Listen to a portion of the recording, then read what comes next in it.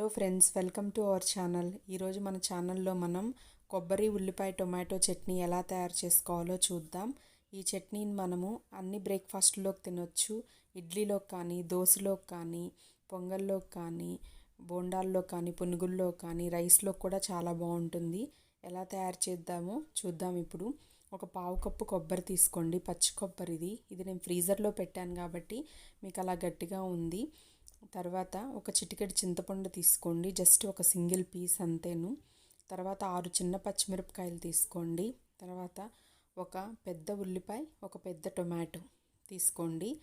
వీటిని మనం ఇప్పుడు పచ్చిమిరపకాయలని ఫస్ట్ ఫ్రై చేసుకుందాం. పచ్చిమిరపకాయలని మధ్యలోకి 2 ముక్కలుగా చేసుకొని పగలకుండా ఉండడానికి స్టవ్ వెలిగించుకొని ప్యాన్ పెట్టుకొని ఇలాగ వేయడం వల్ల ముందుగా వాటర్ ఏదన్నా ఉన్నా ఇంకిపోతాయి. తర్వాత ఆయిల్ వేసుకుందాము. 2 టేబుల్ స్పూన్స్ ఆయిల్ వేసుకోండి. పచ్చిమిరపకాయలని ఆయిల్లో బాగా వేగించుకోండి. వేగించుకున్న తర్వాత ముందుగా మనం తీసుకున్న టొమాటో ఉల్లిపాయలని పెద్ద సైజు ముక్కలుగా ఇక్కడ వీడియోలో చూపించిన విధంగా కట్ చేసుకొని పచ్చిమిరపకాయలకి యాడ్ చేసుకోండి. వీటిని మొత్తాన్ని బాగా ఫ్రై చేయండి. బాగా డీప్ ఫ్రై చేయకూడదు, మామూలుగా ఒక 40% వేగేటట్టు ఫ్రై చేసుకోవాలి. దీనిలో ఒక 1/2 టేబుల్ స్పూన్ సాల్ట్ వేసుకొని వేయించుకోండి. అలా వేయించుకోవడం వల్ల ముక్కలకి సాల్ట్ పట్టి మనకి టేస్ట్ బాగుంటుంది.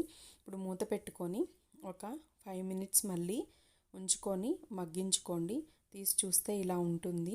ఇప్పుడు మళ్ళీ ఒకసారి కలుపుకొని ఇలాగే కొంచెం ఒక 40% వేగేంత వరకు వేయించుకోండి. పూర్తిగా డ్రైగా ఫ్రై చేసేయకూడదు, బాగుండదు చట్నీలోకి.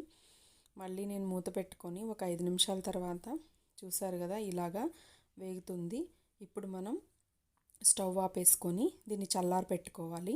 ఈ లోపల ఇది చల్లారే లోపల మనం మిక్సీ జార్లో ముందుగా తీసుకున్న పచ్చి కొబ్బరిని వేసుకొని చింతపండు, పచ్చి కొబ్బరి, 2 వెల్లుల్లిపాయ రెబ్బలు, ఒక 1/2 టేబుల్ స్పూన్ సాల్ట్ వేసుకొని చూసి వేసుకోండి. సాల్ట్ మనం టొమాటోస్లో కూడా వేసాం కాబట్టి వేసుకొని ఒకసారి మిక్సీ పట్టుకోండి. ఇలా కచ్చాపచ్చాగా, ఫుల్గా మెత్తగా చేసేసుకోవద్దు, ఇలా కచ్చాపచ్చాగా గ్రైండ్ చేసుకోండి.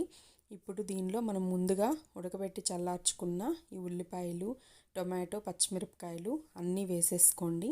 అన్నీ వేసేసుకొని మళ్ళీ ఒకసారి మిక్సీ పట్టుకోండి. ఈ మిక్సీ పట్టేటప్పుడు మనం పూర్తిగా పేస్ట్ అవ్వకుండా ఒక్కసారి చూసుకుంటూ ఇట్లా నేను వీడియోలో చూపించిన విధంగా బాగా మెత్తటి పేస్ట్గా కాకుండా చేసుకోండి. ఇలా తయారు చేసుకోండి. ఇప్పుడు దీనిలో మనము తాలింపు వేసుకుందాం. ఒక ప్యాన్ తీసుకొని 2 టేబుల్ స్పూన్స్ ఆయిల్ వేసుకొని అన్ని తాలింపు గింజలన్నీ వేసుకొని మీరు పోపు పెట్టేసుకొని ఈ తాలింపుని ఆ చట్నీలో వేసేసుకుందాం. ఇప్పుడు మనకి చట్నీ రెడీ అయిపోతుంది.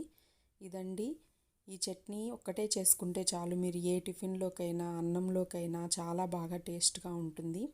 మీరు కూడా చేసుకొని ఎలా ఉందో నాకు కామెంట్ సెక్షన్లో చెప్పండి.